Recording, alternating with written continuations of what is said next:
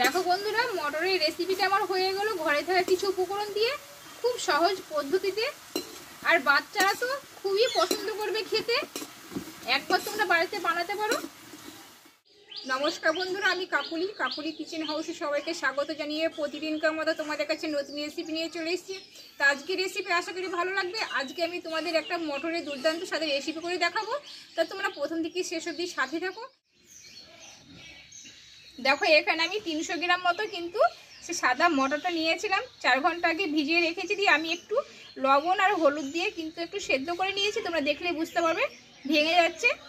আচ্ছা, এই মটরটাই আমি এই চামচের 2 চামচ মতো আতপ চালের গুঁড়ো নিয়ে নেব। দেখো, ঠিক 2 চামচ মতো নেব।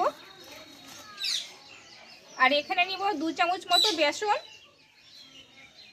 দেখো, ঠিক মাপটা সমান সমান নিতে হবে। দেখো, এখানে স্বাদ মতো লবণ নেব, অল্প করে, যেহেতু লবণ দেওয়া আছে আগে সেদ্ধ করার সময়। আর দেখো, এখানে হাফ চামচেরও কম আমি চাট মশলা নিয়েছি। আর একটু করে হলুদ দিয়ে দেবো আমি। আর এখানে নিয়েছি ঝালের জন্য লঙ্কা গুঁড়ো।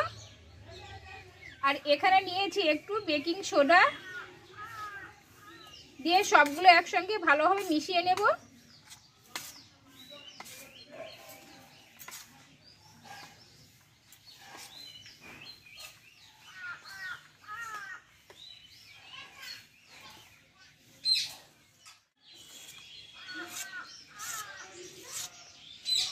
দেখো বন্ধুরা, আমি সবগুলো কিন্তু ভালোভাবে এগুলো মিশিয়ে নিয়েছি।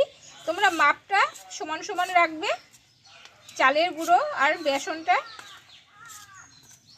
দেখো, পুরো কিন্তু মটরটার গায়ে কিন্তু সব লেগে গেছে।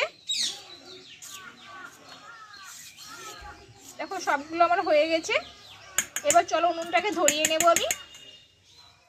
বন্ধুরা, আমি উনুনটা ধরিয়ে কড়াটা বসিয়ে নিয়েছি। কড়াটা গরম করে নিলাম। এবার কিছুটা আমি সাদা তেল দিয়ে দেবো। মটরগুলোকে ভেজে নেবো আমি।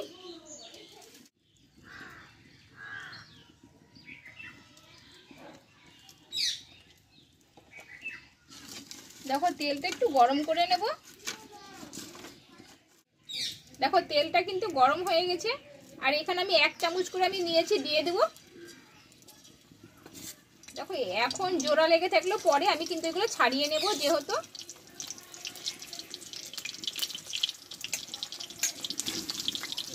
দেখো, আর দেবো না। দেখো, একটু ভেজে নিয়ে তখন আমি এই ছাঁকনিটা দিয়ে আমি একটু ছাড়িয়ে দেবো।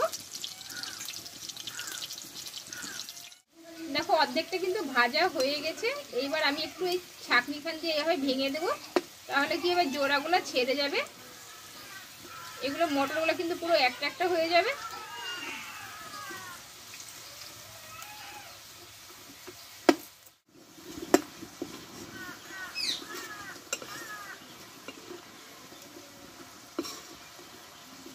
দেখো বন্ধুরা, মটরগুলো কিন্তু ভাজা হয়ে গেছে এগুলো। এবার এগুলো তেল থেকে কিন্তু আমি তুলে নেব। তোমরা দেখলে বুঝতে পারবে। এইভাবে তেল থেকে আমি ছেঁকে তুলে নেব।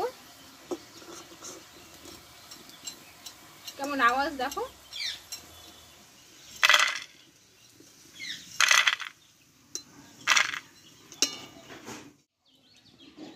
দেখো, বাকিগুলো আমি দিয়ে দেবো।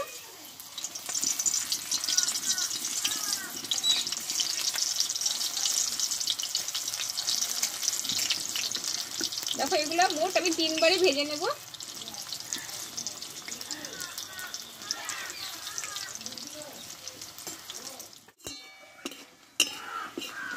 দেখো বন্ধুরা, এই মটরগুলো ভাজা হয়ে গেল। আমি তেল থেকে তুলে নেব এগুলোকে।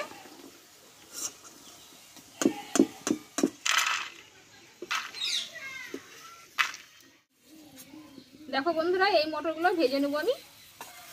এগুলো সবগুলো একসঙ্গে আমি দিয়ে দেবো।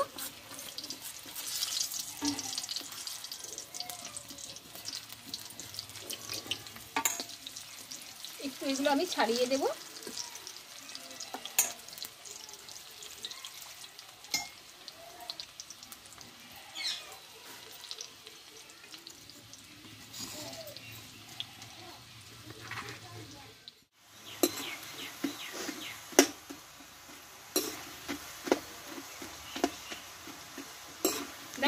যেগুলো জোড়া লেগে গেছে তোমরা এইভাবে ছাঁকনি দিয়ে একটু ভেঙে ভেঙে দিবা। খুব সহজ বানানো। দেখো বন্ধুরা কত সুন্দর ভাজা হয়ে গেল মটরগুলো, আর খেতে খুব সুন্দর লাগে। তোমরা বাড়িতে একবার ট্রাই করতে পারো।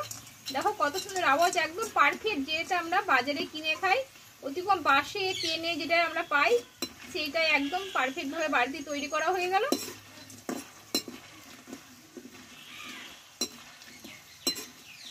দেখো এগুলো আমার ভাজা হয়ে গেল, আমি তুলে নেব।